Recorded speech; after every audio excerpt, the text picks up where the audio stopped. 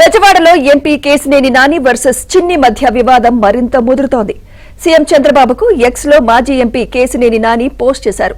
2 ఏళ్లుగా తాను రాజకీయాలకు దూరంగా ఉన్నానని, తన స్నేహితుడు రాంబాబుపై ఎంపీ చిన్ని ప్రోత్సాహంతో తప్పుడు కేసులు బనాయిస్తున్నారని ఆరోపించారు.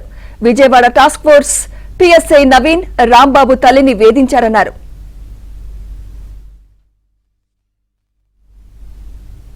అంతేకాకుండా 27 కోట్ల బ్లాక్ మనీ కేసులో ఎంపీ చిన్ని పీఏలు, కార్యాలయ సిబ్బంది పరారీలో ఉన్నారని, పరారీలో ఉన్న వ్యక్తి చేతులపై యాసిడ్ పోసారనే ఆరోపణలున్నాయన్నారు. దీనిపై ఇప్పటి వరకు ఎలాంటి సమాచారం, ఆధారం బయటకు రాలేదంటూ ఎక్స్ వేదికగా పోస్ట్ చేశారు.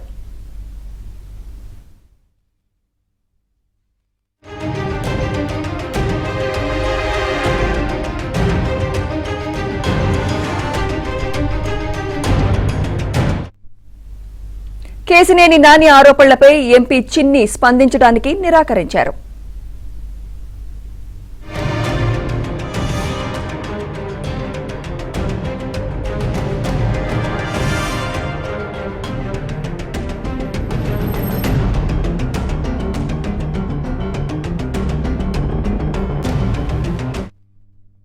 ఇదే అంశంపై మరింత సమాచారం మా ప్రతినిధి ప్రసాద్ అందిస్తారు. ప్రసాద్.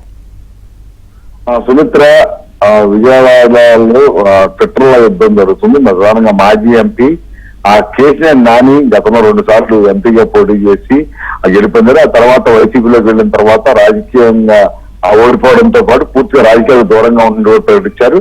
అయితే అతని స్థానంలో తెలుగుదేశం పార్టీ తరఫున ఆయన సోదరుడు కేశినేని శివనాథ్ చిన్ని గత ఎన్నికల్లో విజయవాడ ఎంపీగా పోటీ చేసి ఘన విజయం సాధించారు. అది కొంతకాలంగా స్తబ్దుగా ఉంటున్న కేశినేని నాని తన సోదరుని ఉద్దేశిస్తూ ఈ రోజు ట్విట్టర్ వేదికగా అనేక పోస్టులు పెట్టడం చర్చనీయాంశంగా మారింది. ప్రధానంగా కేశినేని శివనాథ్ పై ఆరోపణలు చేస్తూ తనకు అనుచరుడుగా, తన మిత్రుడిగా ఉన్న రామ్జీ అనే వ్యక్తిని ఉద్దేశపూర్వకంగా ఇబ్బందులు పెడుతున్నారు, అంతేకాకుండా అతనితో అన్యాయాలతో కలిపి బెదిరిస్తున్నారంటూ ఈ ట్వీట్ చేశారు. దానికి సంబంధించి మానవ హక్కుల సంఘాన్ని సీఎం చంద్రబాబును కూడా ట్యాగ్ చేస్తూ తన ఆవేదన వెలిపించారు.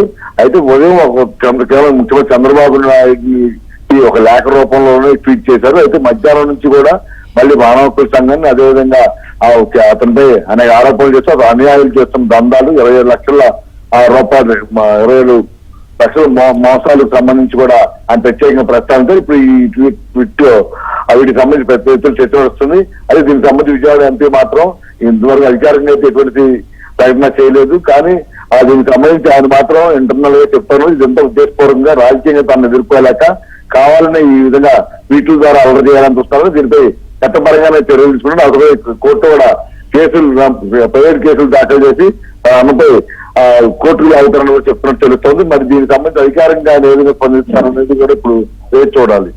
రైట్. Thank you Prasad.